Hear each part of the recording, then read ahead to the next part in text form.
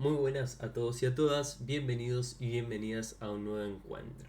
El día de hoy, continuando con nuestra lectura de terapia para resolver problemas de Jay Haley, vamos a hablar de cómo motivar a una familia para que cumpla las directivas. Así que empecemos.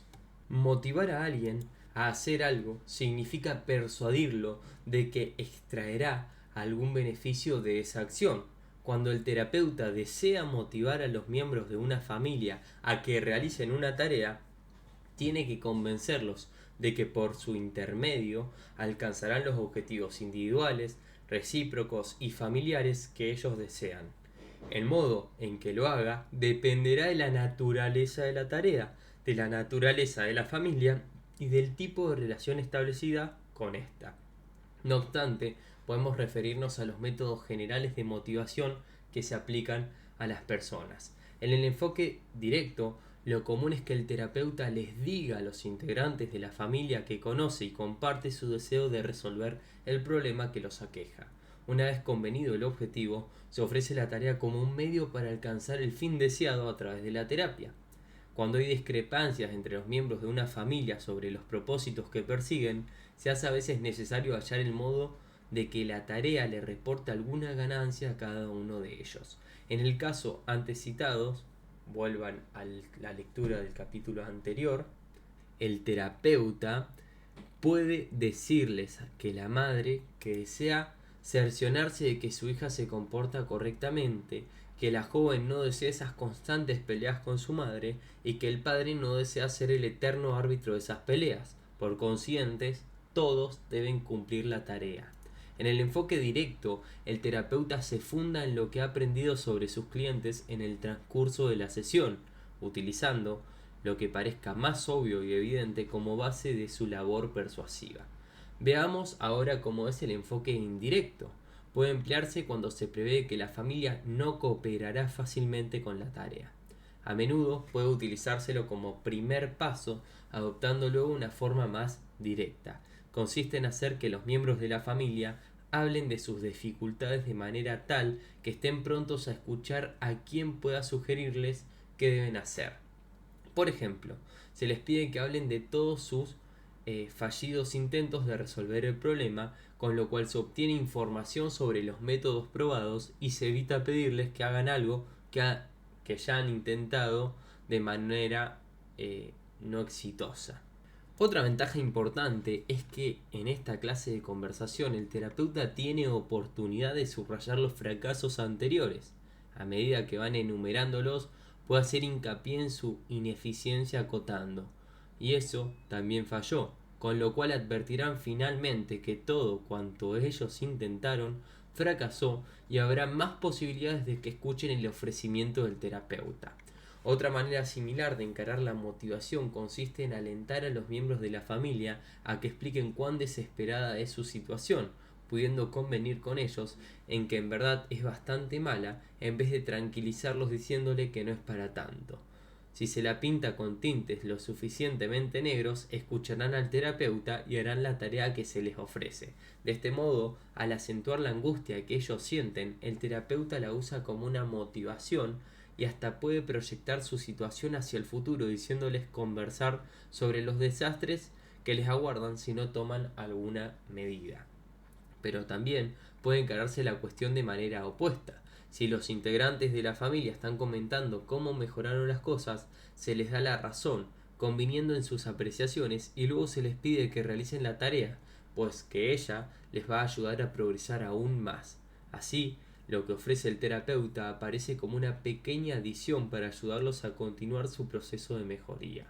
Puede motivárselos a hacer una tarea en el hogar diciéndoles en la ejecución de pequeños trabajos durante la entrevista. Si se le pide a una madre que ayude a su hijo a hacer algo en el mismo consultorio y la tarea se cumple sin inconvenientes, la mujer queda motivada para seguir la directiva del terapeuta de ayudar al niño en el hogar durante la semana.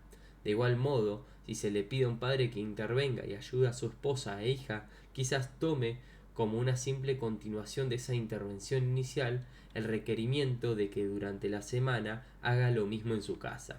En situaciones así, la tarea para el hogar no adquiere tanta trascendencia, porque ya ha sido hecha en pequeña escala en el curso de la sesión. El terapeuta debe adecuar la tarea a las personas. Mientras entrevista a una familia, reparará en qué clase de gente la integra, y así podrá moldar la tarea a su manera de ser. Si se hacen hincapié en las cosas que deben hacerse en forma lógica y ordenada, se les ofrecerá una tarea lógica y ordenada porque será más probable que la cumplan. Si constituyen un hogar descuidado y desorganizado, la tarea deberá ajustarse a ese marco. Si les preocupa el dinero, se realcanzará la gratuidad de la tarea. Esta clase de información puede obtenerse durante la sesión. En otras maneras, pidiéndoles a los entrevistados que hagan cosas tales como mover sus sillas o conversar sobre ciertos temas. La manera en que se conduzcan informará al terapeuta sobre cómo deberá encuadrar la tarea para que les resulte más aceptable. Otro punto importante es el modo en que la familia se describe y describe esa magnitud de la tarea. Ante ciertas familias y tareas podemos optar por empequeñecer a estas. Cuando la familia se muestra renuente a realizar la tarea, a veces lo mejor es definir a esta como un pequeño favor que se les pide. Si disfrutan con la crisis o tienen propensión a dramatizar las cosas, puede decírseles que se les está solicitando algo importantísimo. En suma, a algunas familias les parecerá una tarea grande, es demasiado para ellas, en tanto que otras despreciarán una tarea tan pequeña. Debe satisfacerse los requerimientos de ambos tipos de personas. El terapeuta puede ejercer autoridad de diversas formas. Por lo general, al motivar a la familia deberá valerse de su posición como experto conocedor de lo que hay que hacer, pues así tendrá más probabilidades de ser obedecido. Comúnmente, quienes están en dificultades prefieren tratarse con un terapeuta ducho en el oficio, circunstancia que a veces puede aprovecharse de un modo extremo. Si la familia es una de esas que todo lo discute y que cuestiona a fondo cuánta sugerencia recibe, continuará haciéndosela cuando el terapeuta trate de motivarlas para que cumpla la tarea. En tal caso, puede decirle a los integrantes: quiero que hagan algo y tengo mis razones para pedírselo, pero prefiero no entrar en detalles. Simplemente quiero que la semana que viene hagan esto. También puede conseguir el cumplimiento de muchas tareas haciendo que la gente las lleve a cabo pensando que así le demostrarán que está equivocado o que su método fracasará. Una variante es decirles: voy a pedirles algo que les parecerá estúpido, pero igual quiero que lo hagan. Así se impide toda discusión. No pueden aducir que es una tarea tonta habiéndolo dicho ya el terapeuta. Hablemos ahora un poquito de la precisión. Una vez motivada la familia, deben impartírsele instrucciones claras, a menos que se quiera hacer confuso por alguna razón particular. Más que sugerirlas, las directivas deben impartirse abiertamente. Es mejor decir: quiero que hagan tal y tal cosa y no me pregunto si han pensado en la posibilidad de hacer tal y tal cosa. Diciendo: ¿por qué no hacen tal y tal cosa? En realidad se está interrogando al cliente en vez de impartirle una directiva. Al terapeuta le conviene más ser claro y preciso, diciendo exactamente lo que quiere que se haga. Mientras instruye acerca de la tarea a los miembros de la familia, observará sus respuestas, pues ellas suelen revelarse si lo han comprendido bien. No temerá caer en repeticiones, ya que más vale ser machacón que incomprendido. No olvidemos que a veces la gente se queda pensando en un punto de las instrucciones y no presta atención a otro. Si no está seguro de que alguien lo haya comprendido, puede interrogar a esa persona sobre las instrucciones y hasta pedirle que las repita. Una de las razones por las que se debe explicar con precisión es que no solo desea ver cumplida la tarea, sino que en caso de incumplimiento querrá cerciorarse de que éste no obedeció simplemente a la falta de claridad de las instrucciones. Sin embargo, hay situaciones en las que quizá no desee ser preciso y detallado, prefiriendo, en cambio, deslizar una idea en la conversación para que la familia piense espontáneamente en realizar ese tipo de tarea. También aquí la insinuación casual debe hacerse en términos precisos. Participación total. Así como ha de procurar que participen todos los miembros de una familia en una entrevista, el terapeuta debe hacer que todos intervengan en una tarea.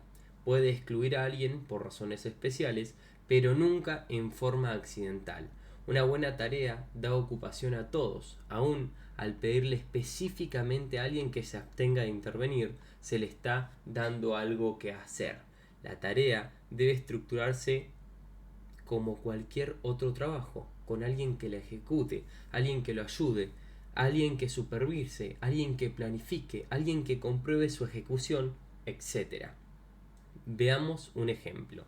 Si el terapeuta le pide a los progenitores que lleguen a un acuerdo sobre algo durante la semana, procurará que la tarea sea muy precisa, decidirá qué tiempo han de dedicar a la discusión, especificará qué temas traerá a colación cada cónyuge y asignará algún papel a los hijos. Uno puede recordar a sus padres que ha llegado la hora del debate, si fuera necesario. Otro los interrumperá al término del tiempo prefijado. Un tercero informará al terapeuta en la próxima entrevista sobre el acuerdo alcanzado.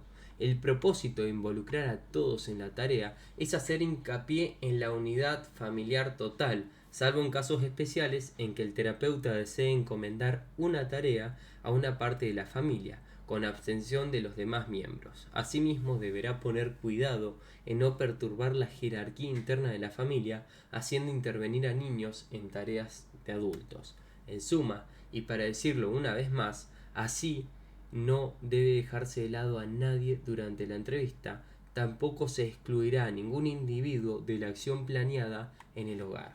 Hablemos ahora de la revisión de la tarea.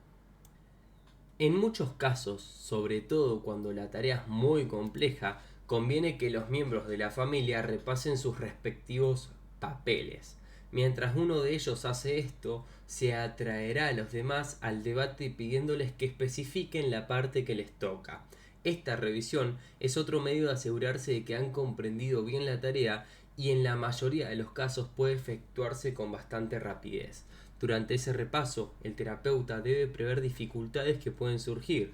A veces, mientras se les imparte una tarea, los integrantes de una familia entran a pensar en cómo zafarse de ella. Cuando se advierte la posibilidad de que esto ocurra, la revisión irá seguida de un debate sobre las maneras en que creen poder eludirla. Lo usual es que declaren lo que se les ha ocurrido. Si no lo hacen, unas pocas insinuaciones. Por ejemplo, preguntarles qué pasaría si alguien olvida su parte en la tarea o se enferma. Puede servir de ayuda, sobre todo si ya han meditado que esas cosas suelen ocurrir en su familia. Cuando el terapeuta obra así, los mismos clientes bloquean sus vías de evasión de la tarea y se comprometen en ejecutarla. Y para finalizar con este encuentro vamos a dar 18 ejemplos de tareas. 1. En un caso real, una abuela apoya a su nieta contra la madre. Entonces el terapeuta entrevista solamente a estas dos últimas pidiéndole a la nieta, una de 10 años, que haga alguna cosa leve que irrite a su abuela y a la madre que salga en defensa de su hija. En esta tarea establece una colaboración forzosa entre madre e hija y ayuda a desplegar a la niña de su abuela. 2. En otro caso se le pide a un hombre que haga algo por su esposa, pero algo que ella no esperaría de él, en tanto que a ella se le solicita que reciba cortésmente la atención. La condición impuesta al marido significa que no puede hacer una cosa rutinaria, por lo que se ve alentado a introducir alguna novedad en el matrimonio. También debe reflexionar detenidamente sobre su esposa para idear algo que ella no espere de él. 3. Se le pide a un padre e hijo que hagan alguna cosa no muy importante que la madre no aprobaría. A ella le será difícil decidir cómo deben actuar su esposo o hijo varón si lo que estos tienen que hacer debe disgustarla. 4. A una madre que no establece diferencias entre sus hijos de distintas edades puede imponérsele como tarea fijarlas y hacerles cumplir horarios diferentes para irse a dormir. Habrá un horario para cada niño, aunque transcurran apenas 15 minutos entre uno y otro. Esto la obliga a diferenciarlos por edad. 5. Al padre que salía con su hijita pequeña contra su esposa puede hacérsele lavar las sábanas de la niña cuando ésta se orine en la cama. La tarea tenderá a alejar al padre y la hija o curará la eneurosis de la niña. 6. Entre las múltiples tareas que pueden realizarse en el consultorio figuran aquellas que implican un cambio en los canales usuales de comunicación. Por ejemplo, pedir a los progenitores que conversen entre sí sin incluir a la hija en el diálogo, o hacer que la madre charle con su hijo varón sin que el padre los interrumpa. También puede trasladarse físicamente al hijo varón haciéndolo sentar junto al terapeuta, que es de su mismo sexo, mientras ambos observan cómo las mujeres de la familia toman una decisión determinada. Con esto se traza una línea divisoria del tipo sexual. En una familia donde todos se interrumpen constantemente unos a otros, puede hacerse circular un sombrero o saco, indicando que solo podrá hablar quien lo tenga en sus manos. Otra solución es designar una silla especial, indicando que solo podrá hablar quien esté sentado en ella. 7. Cuando dos progenitores necesitan tener una excusa para manifestarse mutuamente en su amor, puede pedírseles que lo hagan a horas fijas y sin disimulo para enseñarle al hijo cómo se exterioriza el cariño. 8. Requerirle a un matrimonio con problemas sexuales que por un tiempo mantengan sus relaciones carnales únicamente tendidos en el piso del living. La tarea al cambiar el contexto cambia también el conflicto. 9. En el caso de una intensa relación triangular entre los progenitores y una hija adolescente, se le pide al padre que invite a la joven a almorzar en un buen restaurante para que adquiera experiencia sobre cómo conducirse bien en público. La tarea de la madre puede consistir en elegir el restaurante o vestir y acicalar a la hija para esa ocasión. Aunque pareciera que tal directiva estrecha aún más el vínculo entre el padre e hija, en realidad genera una línea divisoria generacional. 10. Al hombre que teme postularse para un empleo se le ordenará, por ejemplo, que se someta a una entrevista como postulante para un puesto que no tomaría aunque lo obtuviera. Así podrá practicar sin riesgo alguno. 11. Entre las múltiples tareas que un supervisor puede encargar al terapeuta, hay una destinada a ayudarle a desvincularse de una familia. Consiste en decirle a una pareja que está por terminar el tratamiento que probablemente tendrán una terrible reyecta. Como los clientes no desearán que se produzca semejante pelea, se aliarán contra el terapeuta para evitarla, expulsándolos, por así decir, de su mundo. 12. Cuando una madre es incapaz de gobernar a sus hijos, y esto hace que el padre se preocupe en demasía por ellos, pero mostrándose a la vez exasperado, se le pide que instruya a su esposa sobre el manejo de los niños, comenzando su enseñanza con una clase práctica en el mismo consultorio. La madre se volverá más eficiente para sacarse de encima al marido y entonces probablemente la pareja empezará a reñir de un modo más abierto. 13. Se le dice a un individuo o a una familia que en el transcurso de la próxima semana se les ocurrirá espontáneamente una idea que mejorará su situación. También puede decírseles que están en una etapa en que ya responden a sus propias ideas. La tarea ayuda a los pacientes a iniciar cambios. 14. Para establecer mayor distancia y objetividad entre madre e hijo, puede impartírsele a aquella la tarea de esconder algo de tal manera que el niño no tarde menos de 5 minutos ni más de 10 en encontrarlo. La madre deberá repetirlo una y otra vez hasta lograrlo. Esto la obligará a reflexionar sobre la manera en que piensa en su hijo y en qué modo su pensamiento se diferencia del suyo propio. 15. Algunas tareas implican transacciones que satisfacen a todos. Un marido se preocupaba constantemente por su salud y se tomaba la temperatura con regularidad, llegando a andar por la casa con el termómetro en la boca. Cada vez que ocurría esto, la esposa se encolerizaba y los dos acababan peleándose. Viendo que no podían resolver el problema, recurrieron a un terapeuta, quien dictaminó que el marido tenía derecho a tomarse la temperatura cuando lo creyera necesario, pero que no debía irritar a su mujer olvidándose y cruzando el living con el termómetro en la boca. Les impartió la directiva de romper el termómetro oral ese mismo día y comprar uno rectal para el uso del marido. 16. Cuando dos cónyuges o un progenitor y un abuelo se encuentran en un impasse sobre quién tiene razón respecto de la crianza del niño, el terapeuta puede suministrar un programa de modificación de la conducta que excluya a una persona o la acerque a la otra. Por ejemplo, el progenitor puede decirle al abuelo que es un nuevo procedimiento que enseñan en la clínica, de modo que en Adelante él y no el abuelo regirá el manejo del niño de acuerdo con dicho procedimiento. O bien los cónyuges que han reñido por discrepar sobre las diversas formas de crianza pueden llegar a un acuerdo sobre este nuevo método, resolviendo así un conflicto parental que ha venido manteniendo un problema en el niño. 17. A una persona deprimida puede pedírsele que cumpla una serie de tareas que lo activarán forzosamente. Cuanto más triviales sean las tareas, tanto más enojado y menos deprimido estará el cliente. Al fin de cambiar la organización que mantiene esa depresión, el terapeuta puede solicitar a los miembros de la familia que inicien y hagan cumplir las tareas para activar al deprimido. 18 y último ejemplo. Es posible valerse una tarea para impedir que ocurra algo no deseado por el terapeuta. Una madre que se sentía incapaz de controlar a su hijo varón de 12 años dijo que lo pondría como pupilo en un colegio del tipo militar, aunque no le agradaba la idea porque era lo único que podía hacer. El terapeuta le sugirió que, puesto que el niño ignoraba en realidad cómo eran esos colegios, sería justo que ella lo instruyera al respecto antes de enviarlo allí.